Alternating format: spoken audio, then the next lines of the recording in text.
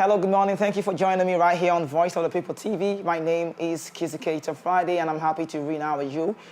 So happy. Maybe you're a fan of the first news that I want to share with you before I talk about what's really going on in the Super Eagles news. Rufai and Ndidi is making the headlines as well. But then, let me take it to the WTA going on right there, the tennis world, where Ndidi, the Tunisian international, has said she will be donating her prize money, part of her prize money, to the Palestinians on what's really going on the Israel war on Gaza. And that's great to see emotionally when she was talking, to the media, and she had this emotional time with people. She couldn't even talk.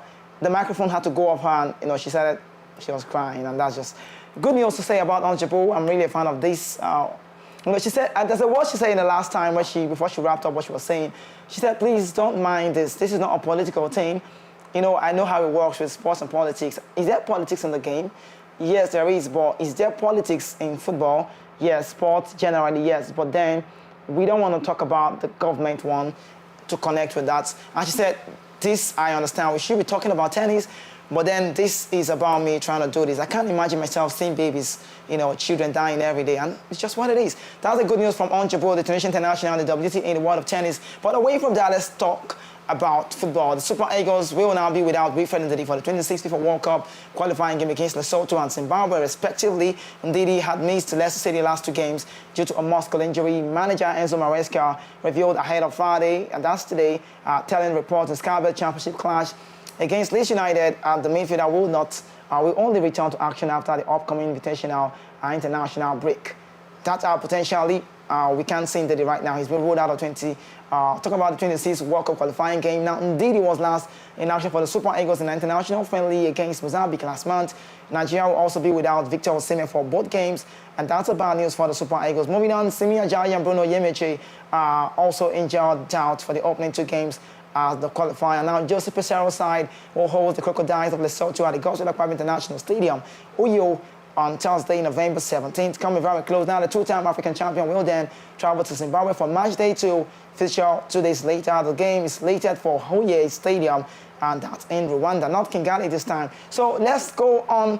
I've got good news to share with you. MPFL, Kwara United will always be my alma mater. I remember when I was in the league, having played for Kwara United, and I know how it's been all the time. But I think it's the development right now where the board is really doing well. Shout out to the IMC, formerly called the LMC. Shout out to the Nigerian Premier Football League style, formerly called the Nigerian Professional Football League. Let me share this with you, where we see Nigerian Premier Football League MPFL Thursday in Abuja signing a 5-year broadcast sponsorship rights contract worth around 5.3 billion naira with cable TV giant Start Times. MPFL Chairman Honorable Bengali Belaya told the media that the signing ceremony that Start Times will pay an initial 1.6 billion naira in the first year of the sponsorship package of an annual increment of 50 million naira for 4 years from 2023 to 2028. So also speaking at the ceremony, or signing ceremony, NFF President Ibrahim Musakuzal said the broadcast deal was aimed to drive in the interest of football fans in the country to the MPFL games like the foreign football leagues such as the English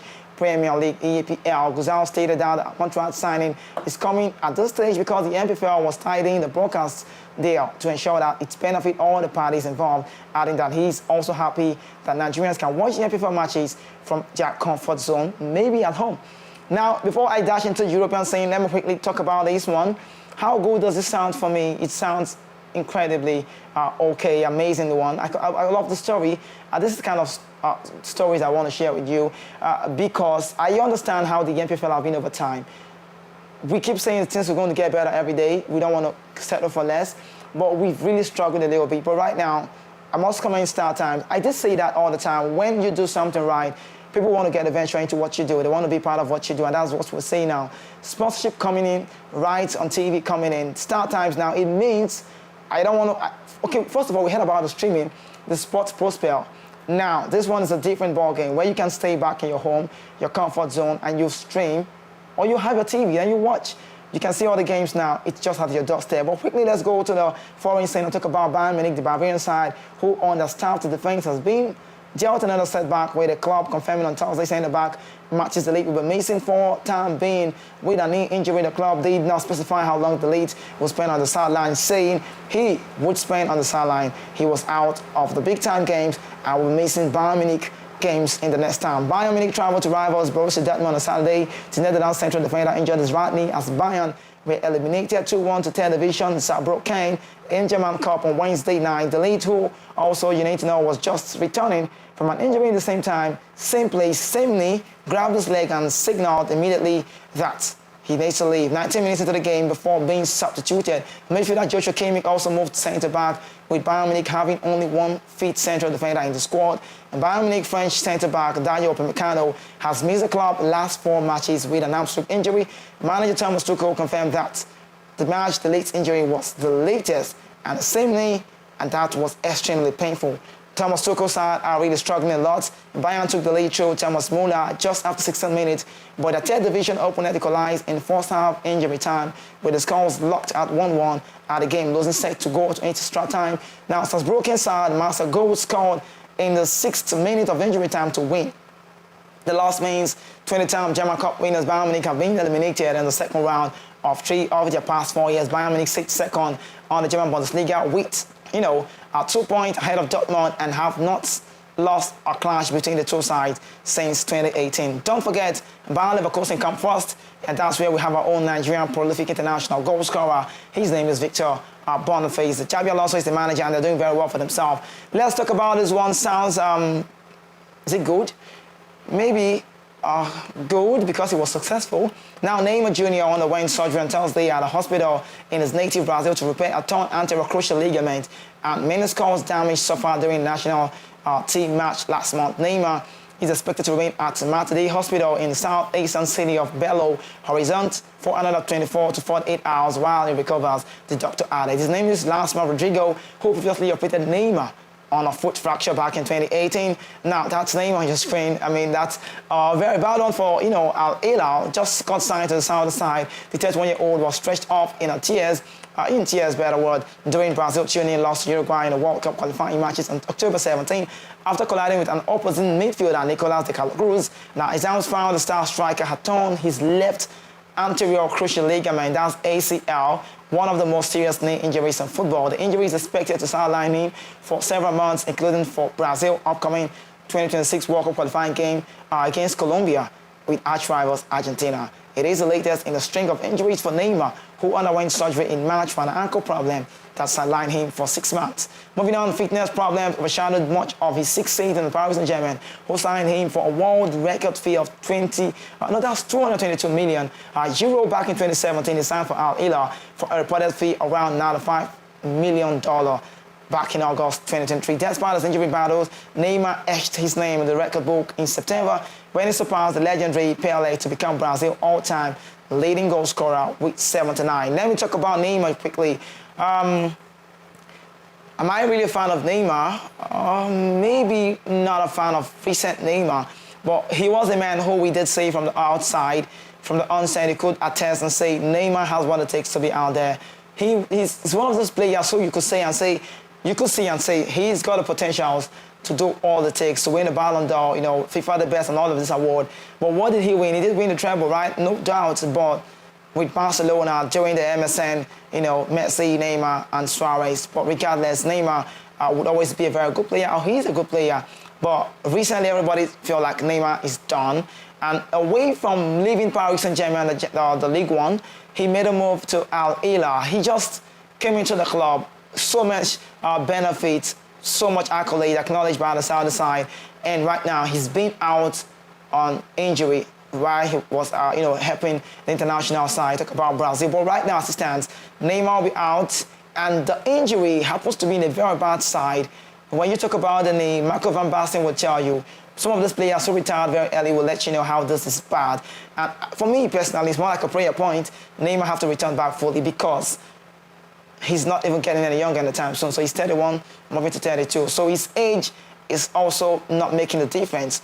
I think the question now is, when is he going to return back? So according to reports, says for now it's on pending, but the good news about him is that the injury was successful, so he had to be on the sideline for the time being. Now let's talk about Real Madrid, one of the best teams in the world and the best team in the Champions League, 14-time major winners. Carlos Ancelotti side. Real Madrid and England midfielder Jude Bellingham has said French icon Zinedine Zidane is his idol in the game. Zidane also played at La Liga outfit Real Madrid as a midfielder. He was at the Spanish club from 2001, you could say that 2001 to 2006. Bellingham has been an incredible player for Madrid, have a wonderful form since he joined from the German side, Borussia Dortmund in the transfer window. The 20-year-old is currently the top goal scorer in La Liga with, great goals, 10 goals and 2 assists in 10 games this season so far. No, he's got 13-3. Yeah, that's what Jude Bellingham. 13 games, 13 goals, and right now also 3 assists to his name. The 20-year-old is currently the top scorer in La Liga Santander. He won the Copa Trophy, which was presented to the best young player of the year at Ballon d'Or ceremony right there in Paris, which was held in Theatre du Châtelet in France on October 30th. Don't forget, he did win this award while he was 19, and the award was presented to him just some days back, now that he's currently 20. Now, in an interview, according to report, Bellingham said number 5 shirt he wears at Real Madrid is a tribute to Zinedine Zidane. My first model was Wayne Rooney and Steven Gerrard simply because they played in England, Bellingham said. And then when you grow up, you start watching football. My dad had a fake Zidane shirt, that he had brought on from the beach. He took it everywhere, often at home. One day I asked him, by the way, who is that guy? He replied, go on YouTube and check him out. Since then, I haven't stopped checking out Zidane. Zinedine Zidane was a player I wanted to be like. I was lucky enough to meet him during the Champions League final between Real Madrid and Liverpool, 1-0 in 2022. I was like a kid. I was a kid then, wide-eyed. It's so humbling for someone who has achieved so much in the game, and he gave me a great presence. And according to the guys who played with him here in Madrid, he was a great coach. That's just the important thing. It's kind of a tribute, of course, but at the same time, I want to follow my own path, and it's almost like taking it to the shaping the way it may go, making this number what I want to be, Madrid modern number 5. Then this down also, you need to know quickly, won the 2002 edition of the UEFA Champions League with Real Madrid, and I would not forget that goal in a hurry against Bayer Leverkusen. Great goal from Zidane, and he also won the FIFA World Cup Player of the Year 3 times, 98, 2000 and 2003 respectively. Bellingham also has scored 13 goals and provided 3 assists in 13 games across all competitions for Los Blancos this season. Real Madrid are currently first in La Liga with a total of 28 points after 11 matches. And that's a good one for, Jude Bellingham. Now, there's something about Bellingham that is striking I need to share with you. The fact that he moved to a side that it's new. Everybody felt like he's going to be struggling. How can he adapt within a short period of time? But this is the first season, and we've seen a different transition on this man.